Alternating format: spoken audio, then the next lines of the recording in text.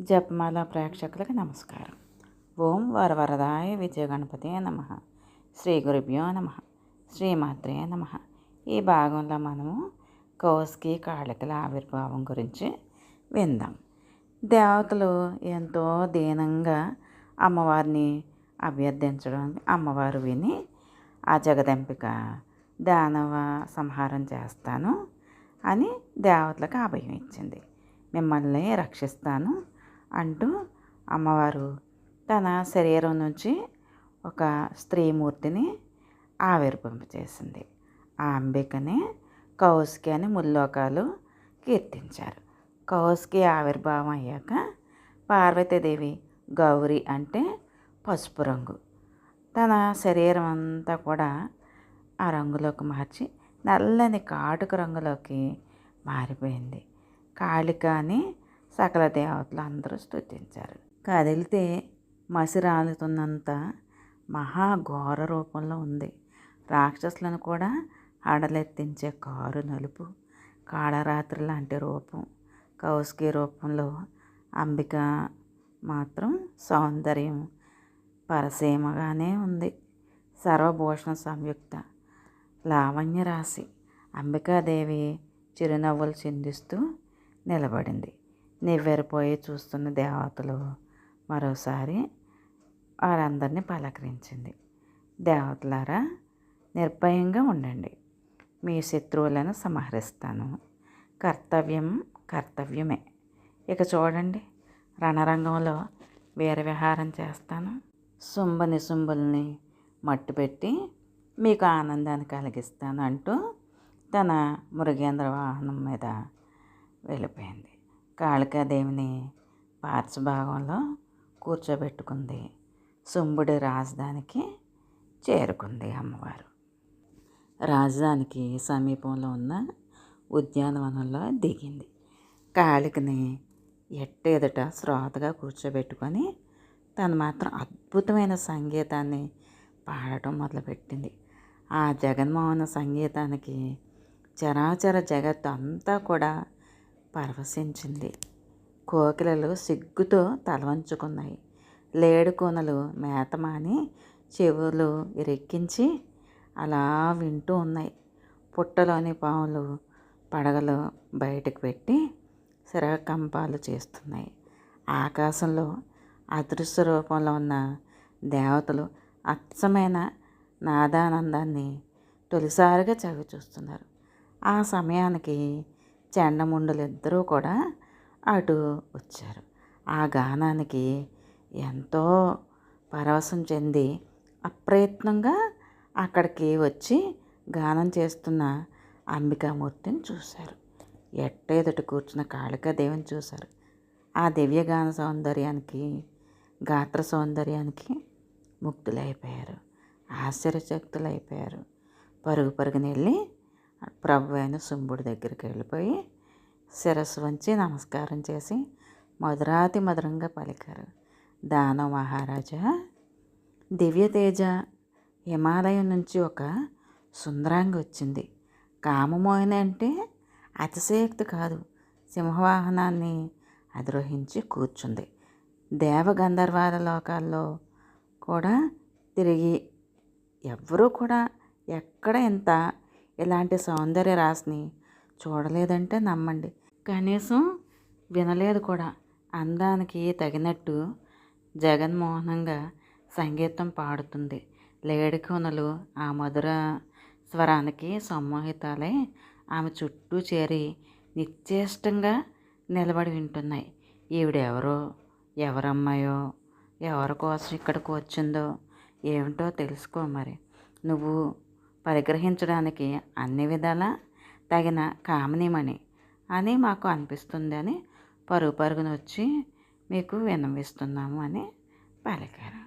ఆ కళ్యాణిలో వచ్చిన ఎవరో తెలుసుకొని ఇంటికి ఆహ్వానించి ఇల్లాలని చేసుకో. ఇలాంటి నారీమణి మరి దొరుకుతుందని మేము అనుకోవటం లేదు. దేవతలు రత్నరాశులన్నీ కొల్లగొట్టావు. ఈ నారీ రత్నాన్ని కూడా నీకు దక్కితే శోభాయానంగా ఉంటుంది. ఐరావతం, ఉచ్చైశ్రవం, పుష్పకం, కుబేరుడి నిధులు, వరుణుడి శతఛత్రం, పారిజాతం, కామధేనువు, వరుణపాసం, యమదండం ఇత్యాదులన్నీ కూడా బలవంతంగా కైవసం చేసుకున్నావు. నీకు హడలిపోయే సముద్రుడు అనంత రత్నాలు బహుకరించాడు. వాడిపోని పుష్పమాలికను కూడా నీకు కానుకగా ఇచ్చాడు. సరే, మేనకాది అప్సరస్సులు నీకు పరిచారికలే ఊడుగం చేస్తున్నారు. ఇలా సృష్టిలో ఉత్తమోత్తమైన ప్రతీదీ నువ్వు బలవంతంగా అయినా నీ అధీనంలోకి వచ్చినాయి. మరింకా ఈ కాంతారత్నం కూడా నీకు చేరితే నీ ఐశ్వర్యానికి, శౌర్యానికి పరిపూర్ణత సిద్ధిస్తుంది. ఇన్నింటికి కూడా దక్కించుకున్నవాడివి ఈమెని దక్కించుకోకపోతే ఇంకెందుకు? ఇప్పటి వరకు నీ ఇంట్లో ఉన్న రత్నాల అన్నింటికీ ఈమె రాకతో సార్థక్యం చేకూరుతుంది. లేదంటే అవి రత్నాల వంటివి అయిపోతాయి. అంతటి కన్యారత్నం ఈవిడ. కనీ విని ఎరగని సౌందర్యం. గట్టిగా ప్రయత్నించి సొంతం చేసుకోమని ఆ దానవరాజుని ప్రేరేపించారు. సుగ్రీవాసుర దౌత్యం అంబికా సందేశం. మధురాక్షరంగా చండముండులు చెప్పిన వార్తా విశేషాన్ని కులాసాగా ఆలకించాడు శుంభుడు. ముఖం వికసించింది. సన్నిధిలో ఉన్న సుగ్రీవుణ్ణి ఆజ్ఞాపించాడు.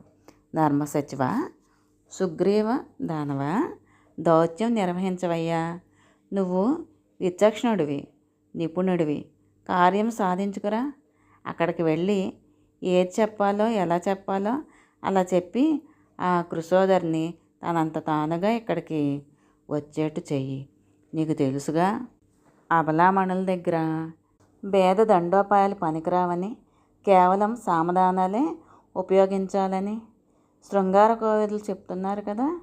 భేదోపాయం వల్ల రసాభాసం, దండోపాయాల వల్ల రసభంగమును. అందుచేత అవి సుతరాము పనికిరావు. నీ వంటి నేర్పర్లు పూనుకొని సామధానాలను మధుర వాక్యాలతో మిళాయిస్తే వశం కాని కామినిమని ఉంటుందా? జయస్తూ వెళ్ళిరా అని చెప్పి పంపించాడు. దానవ సుగ్రీవుడు ఆ ఉద్యానవనం చేరుకున్నాడు. సింహవాహనం మీద మూర్తభవించిన సౌందర్యరాశిని చూశాడు. సరాసరి వెళ్ళి సాష్టాంగపడ్డాడు. సుకుమారంగా మధురాతి మధురంగా సంభాషించాడు. సుందరవదన అరవింద, శుంభుడనే దానవ చక్రవర్తిని గురించి ఎప్పుడైనా విన్నావా? సర్వాంగ సుందరుడు, ముల్లోకాలకు అధిపతి, ఇంద్రాది దిక్పాలకులందరినీ జయించిన సూర్యుడు, వీరుడు. ఆ మహారాజు పంపితే నేను ఇలా నీ దగ్గరకు వచ్చాను. నీ రూప సౌందర్యాల గురించి ఆ మహాత్ముడు ఇప్పుడే విన్నాడు. విన్నప్పటి నుంచి మనసంతా నీకే అర్పించి మదన పడిపోతున్నాడు. ప్రేమపూర్వకంగా మా దానవ చక్రవర్తి చెప్పమన్నట్టు ఒకే ఒక మాట చెప్తున్నాను, ఆలకించు. నీకు సాష్టాంగపడి మరీ చెప్తున్నాను సుమా, గ్రహించుకో. సుందరి, నేను త్రిలోకాధిపతిని. యజ్ఞ భాగాలను నేనే స్వీకరిస్తున్నాను. స్వర్గలోక సారాన్నంతటినీ ఇక్కడ ఈ పాతాళంలో కూర్చునే హరించాను. రత్నవిహీనం చేసేశాను. దేవతల దగ్గరున్న విలువైన వస్తువులన్నింటినీ బలవంతంగా అపహరించి తెచ్చాను. ముల్లోకాలలోనూ సర్వరత్నాలకు నేనే అధిపతిగా ఉన్నాను. దేవదానవ మానవ జాతులన్నీ నా చెప్పు చేతుల్లో ఉన్నాయి. ఇంతటి మహావీరుణ్ణి అయినా నీ సౌందర్యాది గుణాలు విని ఆకర్షితుడనై నేను నీకు దాసుడినయ్యాను. ఏమి చేయమంటావు చెప్పు. నా మనసు నీకు అధీనమైపోయింది. రంబోరు, ఆజ్ఞాపించు. నీ సేవకుణ్ణి నేను. నువ్వు ఏది చేయమంటే అది చేస్తాను. అందాల రాశి, మన్మధుడి బాణాల నుంచి నన్ను కాపాడు. వాలుచూపుల చిన్నదాన, ఈ మన్మదార్తుడి మీద కాసింత దయ చూపించు. నన్ను వరించి నీ ఇచ్చి వచ్చినట్లు క్రీడించు. సదా సౌభాగ్యవతివై వర్తిల్లు. ఓ మదమందర, ఇది మా ప్రభు సందేశం. విన్నావుగా. జాగ్రత్తగా ఆలోచించి ప్రేమగా మధురంగా ఏమి చెప్తావో చెప్పు, అది యథాతథంగా తీసుకువెళ్ళి విన్నవిస్తాను అని ప్రసంగం ముగించాడు సుగ్రీవుడు. అంబిక ముఖం మీద ఒక చిన్న చిరునవ్వు విరిసింది. సౌమ్యంగా బదులు పలికింది. దానవదూత, శుంభుడినే కాక నిశుంభుడిని కూడా నేను ఎరుగుదును. మహాబలశాలులు కదా. నీ ప్రభువు సకల దేవతలను జయించాడు, సకల శత్రువులను హరించాడు, సర్వ సద్గుణాలకు రాశి, సర్వ సంపదలకు భోక్త, మహాదాత, సూరాధినేత, ఇక రూపంలో అచ్చం మన్మధుడే అట. 23 లక్షణాలు ఉన్నాయంట. పైగా దేవమానవ పురుష జాతులకు అవధ్యుడు కూడానట. అవునా? ఇవన్నీ తెలిసే అంతటి మహాసూర్యుడిని ఒక్కసారి కళ్ళారా చూద్దామనిపించి ఇలా వచ్చాను. నా అంతటా నేనే వచ్చాను. రావద్దు? రత్నం తన శోభను పెంచుకోవడానికి బంగారాన్ని వెతుక్కుంటూ వస్తుంది కదా. సుగ్రీవ, నేను వరాన్వేషణలో బయలుదేరాను. చాలా దూరం నుంచి వచ్చాను. స్వర్గంలో దేవతలందరినీ చూశాను. భూలోకంలో మానవ మహావీరులని చూశాను. గంధర్వ, యక్ష, రాక్షస జాతుల వారిని అందరినీ అవలోకించాను. అందగాళ్ళు చాలామంది కనిపించారు, కానీ అదేమిటో అందరూ భయపడి పారిపోతున్నారు, గజగజా వణికిపోతున్నారు. ఏమిటా అని ఆరా తీస్తే మీ ప్రభువు శుంభుడికి భయపడుతున్నారని తెలిసింది. అదిగో అక్కడ మొదటిసారిగా శుంభుడి గుణగణాల గురించి విన్నాను. దర్శించాలనిపించింది. హుటాహుటిన వచ్చాను. దూత, మహానుభావ, వెళ్ళి మీ ప్రభువుకి చెప్పు. ఎవరూ లేరు. లేనప్పుడు ఏకాంతంగా మృదుమధురంగా నా సందేశం వినిపించు. ఇదిగో జాగ్రత్తగా విను. యథాతథంగా చెప్పాలి సుమా. వీరతాగుణ సమారంభ శుంభ. బలవంతుల్లోకెల్లా బలవంతుడు అని, సుందరుల్లోకెల్లా సుందరుడు అని విన్నాను. దాతవని, సకల దేవ విజేతవని తెలుసుకున్నాను. సర్వ విద్యాపారగుడవని, సకల సద్గుణ విశారదుడవని గ్రహించాను. ఉన్నత వంశంలో జన్మించావని, దక్షతతో రాజ్యం నిర్మించావని ఆలకించాను. రత్నరాశులను స్వాధీనపరుచుకుని భోగభాగ్యాలను అపారంగా అనుభవిస్తున్నావని పరికించాను. అందుకే కోరి కోరి నీ నగరానికి వచ్చాను. నేను వరుణ్ణి వెతుక్కుంటున్నాను. ఇంతకాలానికి యోగ్యుడు దొరికావు. నేనే నీకు తగిన దానను. ఇది నిజం. కాకపోతే నాకొక చిన్న నియమం ఉంది. ఇక్కడి దాకా వచ్చి చెప్పకపోతే ఏమి? చెప్పేస్తున్నాను. చిన్నప్పుడు బాల్య చాపల్యం కొద్దీ నేనొక ప్రతిజ్ఞ చేశాను. చెలికెత్తెలందరూ నన్ను, నా బలాన్ని ప్రశంసించారు. ఉబలాటం ఉండబట్టలేక రహస్యంగా ప్రతిజ్ఞ చేశాను. ఏంటంటే అది, నాతో బలపరాక్రమాలలో సాటి వచ్చేవాడై రణరంగంలో నన్ను జయించిన వాడినే నేను పెళ్ళాడతాను అని. ఆడపిల్లను కదా అని అదొక చాపల్యం. ఈ ప్రతిజ్ఞకు నా చెలికత్తెలంతా పరిహసించారు, ఆట పట్టించారు. దాంతో నేను పట్టుదల పెరిగి ప్రతిజ్ఞకు మరింత కట్టుబడిపోయాను. వరాన్వేషంలో ఆ దేశము తిరుగుతూ ఇక్కడికి వచ్చాను. నువ్వు మహావీరుడివి, మహాసూర్యుడివి, మహాబలశాలివి. నా బలమంతవా ఇదిగో ఈ పాటిది తెలుసుకునే ఉంటావు. అంచేత ఇలా వచ్చి స్వబలంతో నన్ను జయించి నా కోరిక తీర్చు. నువ్వు ఒక్కడివే వచ్చినా సరే, తమ్ముని నిశుంభుడితో సహా కలిసి వచ్చినా సరే సమరంలో జయించు. సుందర, నన్ను వివాహం చేసుకో. అంబికా సందేశాన్ని ఆలకించి సుగ్రీవుడు ఆశ్చర్యపోయాడు. ఎంత తెలివి తక్కువ దానివే అన్నట్టు ఒక్క నవ్వు నవ్వాడు. అమ్మాయి, ఏం మాట్లాడుతున్నావో తెలిసే మాట్లాడుతున్నావా? ఏమిటి ఈ సాహసం? ఆడదానివి అనిపించుకున్నావు. ఇంద్రాది దేవతలను ఓడించిన చండశాసనుడితో నీకు సమరమా? తలపడతావా? అతన్ని జయించగలిగిన వాడు ఈ ముల్లోకాల్లోనే లేడు. ఇక నువ్వా? సుందరి, బలాబలాలు తెలుసుకోకుండా ఇలా ఎవరు పడితే వారితో కయ్యానికి కాలు దువ్వకూడదు. సమరాలు గిమరాలు నీకెందుకు కానీ మా ప్రభుతో ఏదో నీ మీద మనసు పడ్డాడు. అంగీకరించి వివాహం చేసుకో, సుఖపడు. మూర్ఖంగా పంతానికి పోకు. నా మాట విను. శుంభుణ్ణి వరించు లేదా నిశుంభుణ్ణి వరించు. శృంగారం సర్వ ప్రాణికోటికి ఆనందదాయకమే. అందున నీలాంటి అందగత్తెలకు యువతులకు ఇంకాను. ఇప్పుడు నువ్వు నా వెంట రాకపోతే మా ప్రభువుకి కోపం వస్తుంది. సేవకులను పంపించి నిన్ను బలవంతంగా తీసుకుపోతాడు. జుట్టు పట్టుకొని లాక్కుపోతాడు. అసలే రాక్షసుడు. శుంభుడి సన్నిధిలో పడేస్తారు. అదెంత అవమానమో ఆలోచించు. సిగ్గుని కాపాడుకో. తన వంగి సాహసాలు చేయకు. గౌరవంగా అడిగాను. గౌరవంగా పద. గౌరవం దక్కించుకో. యుద్ధం ఎక్కడా? రతి సౌఖ్యం ఎక్కడా? సారసార వివేకం ఉండవద్దు. నువ్వు ఎంతో అదృష్టం చేసుకున్నావు కనుక ఇలాంటి సువర్ణావకాశం లభించింది. శుభప్రదంగా ఉంటుంది.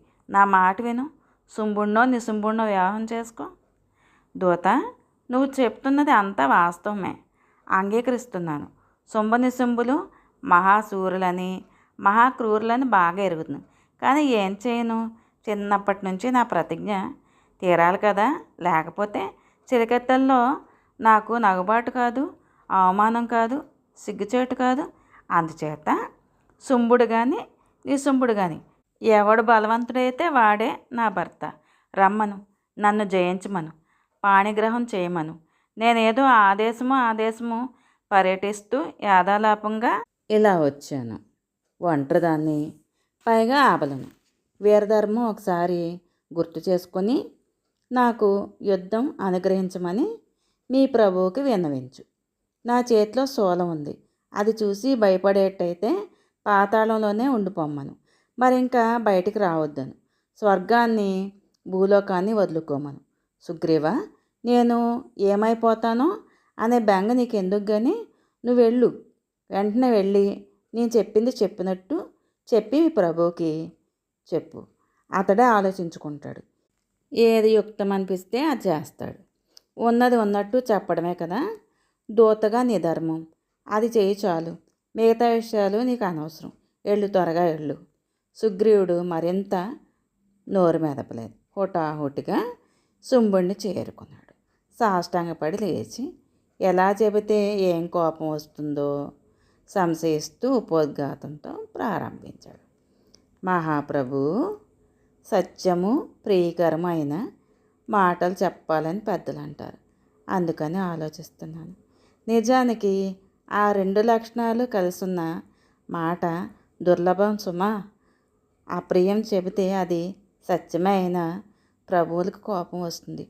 పోనీ ప్రేమే చెబుదామంటే అది అసత్యమే తర్వాత పీకల మీద తెస్తుంది. ఈ ఆబలు ఎవరో ఎక్కడి నుంచి వచ్చిందో మరి. ఆవిడ గారి బలం ఏంటో నాకు ఏమాత్రం గోచారం కావడం లేదు. అంతా గందరగోళంగా ఉంది. వెళ్ళి చూశాను. యుద్ధమో అంటుంది. మహాగర్వంగా ఉంది. చాలా కటుగా మాట్లాడుతుంది. అయినా నాకెందుకు బాబు, ఆవిడ చెప్పమన్నదే చెప్పినట్టు చెబుతున్నాను. మహాప్రభు ఆలకించు. నేను బాల్యంలో చెలికెత్తల ముందు వినోదం కోసం నా వివాహ విషయమే ఒక ప్రతిజ్ఞ చేశాను. ఎవడు నన్ను యుద్ధంలో జయించి నా గర్వాన్ని వదిలిస్తాడో ఆ సమబలుడినే నేను వివాహం చేసుకుంటానని. కాబట్టి నా ప్రతిన వృధా కాకుండా యుద్ధం చేసి నన్ను జయించి వివాహం చేసుకో అని నీకు విన్నవించమని చెప్పింది ప్రభు ఆ సుందరాంగి. చెప్పేశాను. ఆ తర్వాత నీ ఇష్టం. ఆవిడ మాత్రం కయ్యానికి కాలు దూవుతుంది. త్రిశూలం ధరించింది. సింహవాహనం మీద సిద్ధంగా ఉంది. బాగా ఆలోచించి ఏది యోగ్యమో అది చెయ్యి. సుగ్రీవుడు జంకుతూనే విషయం విన్నవించాడు. శుంభుడు శ్రద్ధగా విన్నాడు. పక్కనే కూర్చున్న నిశుంభుడికేసి చూశాడు. సోదరా, కర్తవ్యం ఏంటో ఆలోచించు. ఒక ఆడది కయ్యానికి రమ్మని కవ్విస్తోంది. నేను వెళ్ళనా? నువ్వు వెడతావా? అగ్రజ, నువ్వు వద్దు, నేను వద్దు. ఈ మాత్రం ఆడదానితో యుద్ధానికి మనం కావాలా? ధూమ్రలోచనుడిని పంపించు. జయించి తీసుకువస్తాడు. వివాహం జరిపిస్తాడు అన్నాడు నిశుంభుడు. శుంభుడికి ఆలోచన నచ్చింది. మహాసైన్యంతో వెళ్ళమని ధూమ్రలోచనుడిని ఆజ్ఞాపించాడు. ఆ సుందరాంగిని సంహరించకుండా పట్టి తెమ్మని మరీ మరీ చెప్పాడు. ఆవిడకి సహాయంగా ఏ దేవతలు వచ్చినా ఏ మానవులు వచ్చినా సంహరించు, కూడా ఉన్న కాళికను మర్దించు, ఆవిడను మాత్రం సంహరించుకు, బంధించి తీసుకురా. ఆ సాధ్వి సుకుమారి కృశోదరి, ప్రయత్నపూర్వకంగా రక్షణీయ, ఇది మాత్రం గుర్తుంచుకో అని చెప్పి పంపించాడు. అంబిక ధూమ్రలోచన సంవాదం. ధూమ్రలోచనుడు ప్రభువుకు ప్రదక్షిణ చేసి పాదాలకు నమస్కరించి 60,000 మంది అసాధు రాక్షస సైన్యంతో బయలుదేరాడు. అందమైన ఉద్యానవనం విడిది చేసి సంగీతం పాడుకుంటున్న అంబికాదేవిని దర్శించాడు.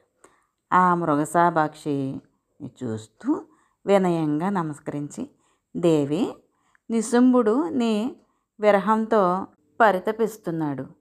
నీతి తెలిసినవాడు కనుక ముందుగా దూతను పంపించాడు. రసభంగం పనికిరాదని సామోపాయం ప్రయోగించాడు. ఆ దూత నీ నుంచి తిరిగి వచ్చి ఏదేదో చెప్పాడు. మా ప్రభువు ఆశించిన దానికి భిన్నంగా ఉంది నీ సందేశం. అది విన్నాక మరీ చింతాకులయ్యాడు. నువ్వు రసమార్గం తెలిసిన దానివే కనుక చెప్తున్నాను. శుంభుడు కామమోహితుడే నిన్నే కలవరిస్తున్నాడు. బహుశా నువ్వు ధర్మగర్భంగా చెప్పిన దానిని ఆ దూతగాడు సరిగ్గా అర్థం చేసుకోలేదేమో అనుకుంటున్నాను.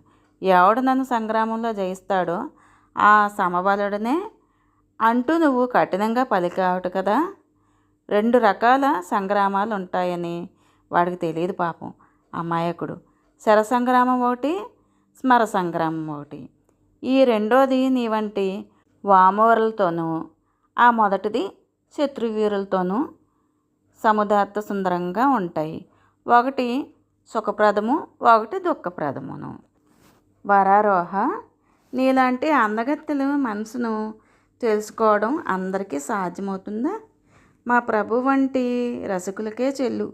అందుకే మహాసైన్యంతో నన్ను పంపించాడు. సగౌరవంగా తీసుకురమ్మన్నాడు.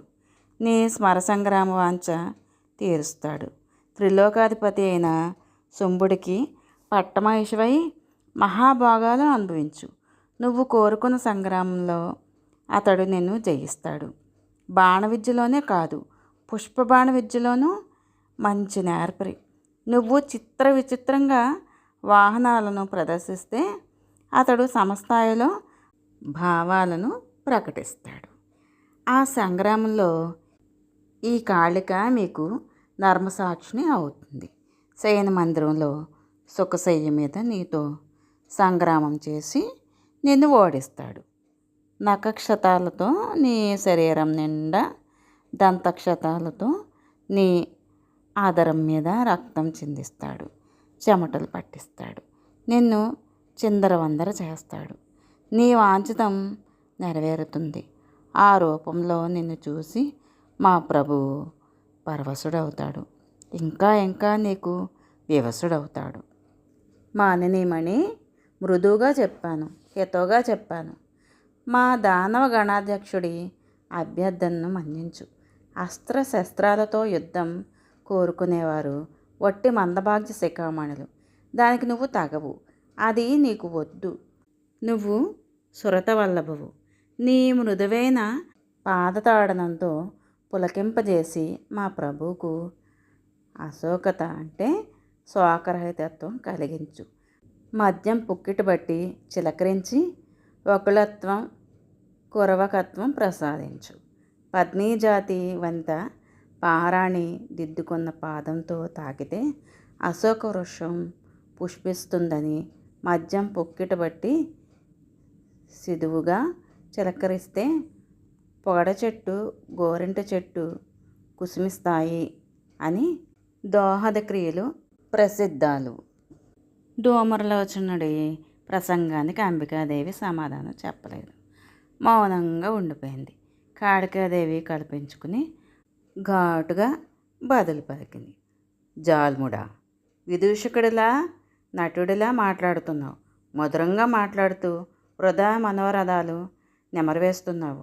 సేనా సహితుడివై వచ్చావు. ఆ దుర్మార్గుడు పంపితే వచ్చావు. యుద్ధం చెయ్యి, వ్యర్థాలాపాలు చాలించు.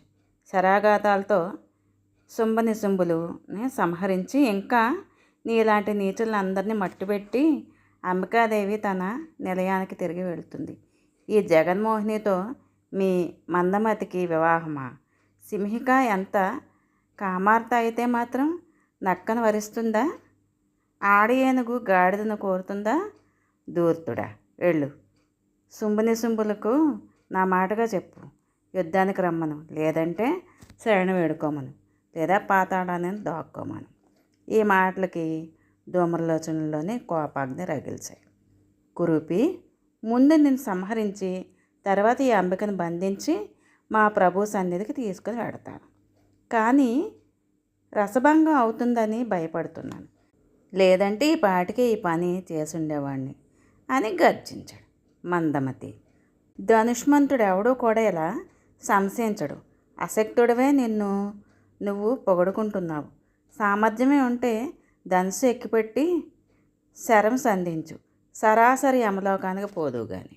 కాళికాదేవి ఆగ్రహోద్రంగా మాట్లాడేసరికి ధూమ్రలోచనుడు ధనుసును ఎక్కుపెట్టాడు. శరవర్షం కురిపించాడు. ఆకాశంలో అదృశ్య రూపులే విమానాల్లో కూర్చుని తిలకిస్తున్న దేవతలు కాళికకు జయ జయధ్వనాలతో స్తుతిస్తున్నారు. ధూమ్రలోచనుడు రథానికి పూంచిన గాడిదలను కాళిక ముందుగా సంహరించి తీవ్ర బాణాలతో రథాన్ని భగ్నం చేసింది. విజయగర్వంతో వికటాటహాసం చేసింది. ఇంతలోకి ఆడు మరో రథాన్ని అధిరోహించి క్రోధంతో బగబగలాడుతూ చురకత్తుల్లా కత్తులు విసిరాడు. కాళికాదేవి వాటన్నింటినీ మధ్యలోనే ఖండించింది. అతడి రథానికి ఇరువైపులా రక్షకులుగా ఉన్న రాక్షసుల్ని సంహరించింది. సూతుణ్ణి గాడిదల్ని మట్టుపెట్టింది. వాడి ధనుసును విరిచేసింది. దిక్కులు పిక్కటిల్లేలాగా శంఖనాదం చేసింది. ధూమ్రలోచనుడు సర్వలోహ సమానమైన పరిగెను స్వీకరించి కాలయముడులాగా కాళికాదేవిపై లంఘించాడు. కురూపి, కలహప్రియ, ఇప్పుడే నీ అంతు చూస్తానంటూ దూసుకొచ్చాడు. కాళికాదేవి క్రోధ తామ్రాక్షి హోంకరించింది. ధూమ్రలోచనుడు భస్మైపోయాడు. రాక్షస సైనికులు భయవిహ్వలాలై పలాయన చిత్తగించారు. దేవతల ఆనందం పట్టలేక కాళికాదేవిపై పుష్పవర్షం కురిపించారు. ఆ క్షణంలో రణరంగం భీకరంగా ఉంది. రాక్షసుల కళేబరాలు, గాడిదల శవాలు, తెగిపడిన అవయవాలు, మాంసపు ముద్దలు, రక్త ప్రవాహాలు, కాకులు, గ్రద్దలు, డేగలు, రాబందులు, నక్కలు కలహించుకుంటున్న కోలాహలం.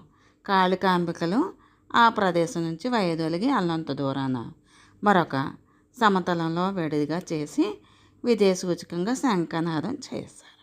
అది శుంభుడి నివాస మందిరంలో ప్రతిధ్వనించింది. సోదరులిద్దరూ ఈగలకు వచ్చి చూశారు. క్షతగాత్రులై తిరిగి వస్తున్న దానవ సైనికులు కనిపించారు. కొందరిని మంచాలపై మోసుకొని వెళ్తున్నారు. ధూమ్రలోచనుడు కనపడలేదు. ఏమయ్యాడు? అంబికను తీసుకురాలేదా ఇంకా అని సేవకులు ప్రశ్నించాడు. సేవకులు భయపడిపోతూ జరిగిన సంగతి వివరించారు. వినిపిస్తున్నది అంబికా శంఖనాదం. కాళికాదేవి ధూమ్రలోచనుడిని కడతీర్చింది. మిగిలిన వారిని సింహం పొట్టను పెట్టుకుంది. దేవతలు పుష్పవర్షం కురిపించారు. ఇదంతా చూస్తూ ఉంటే మనకేదో మహోపద్రవం అనిపిస్తుంది. జయించడం కష్టమనిపిస్తుంది. ప్రభు, మంత్రులతో చర్చించు. ఒంటరిగా వచ్చిన ఆడది ఎంత చేసిందంటే ఆశ్చర్యంగా ఉంది. ఏ సైన్యమూ లేదు, ఏ సహాయం లేదు. నిర్భయంగా నిలబడి యుద్ధం చేస్తుంది. మిమ్మల్ని కయ్యానికి రమ్మని కవ్విస్తోంది. సింహం మీద కూర్చోవడం ఏంటో విడ్డూరంగా ఉంది. దానవనాథ, సంధి చేసుకోవడమా యుద్ధానికి దిగడమా తేల్చుకోవాల్సిన సమయం ఆసన్నమైంది. బాగా ఆలోచించు, నిర్ణయం తీసుకో. దాని ప్రకారం మా రాక్షస వీరులందరం కూడా నడుచుకుంటాం. ఆవిడ దగ్గర సైన్యం లేదు, కానీ దేవతలంతా అటువైపే ఉన్నట్టు ఉంది. సమయం వస్తే బయటపడతారు. హరిహరులు కూడా రంగంలోకి దిగుతారు. దిక్పాలకులు సేనా సమేతులే ఆకాశంలో అదృశ్య రూపంలో సర్వసన్నద్ధంగా ఉన్నారని తెలిసింది. గంధర్వ కిన్నెర మానవ జాతులంతా అవసరాన్ని బట్టి నడుం బిగిస్తారు. మా బుద్ధికే ఇవన్నీ తెలుస్తున్నాయి. కాళికాదేవిని చూస్తుంటే ఆవిడకి అసలు ఎవరి సహాయము అవసరం లేదనిపిస్తుంది. కేవలం హోంకారంతో ధూమ్రలోచనుని భస్మం చేసింది. ఈ చరాచర జగత్తుని అంతటిని చిటికలో భస్మం చేయగలదు. మన దానవ సమూహం ఏ పాటిది? మహాప్రభు, నీకు కోపం వస్తే రావచ్చు, కానీ నీ అనుయాయులుగా మా ఈ కర్తవ్యం హితాన్ని సత్యాన్ని మితంగానైనా చెప్పడం మా ధర్మం కనుక సాహసించి మనవి చేశాం. మీకు ఏది రుచిస్తే అది చెయ్యండి, ఆజ్ఞాపించండి. సేవకుల మాటలు శాంతంగానే ఆలకించాడు శుంభుడు. సోదరుణ్ణి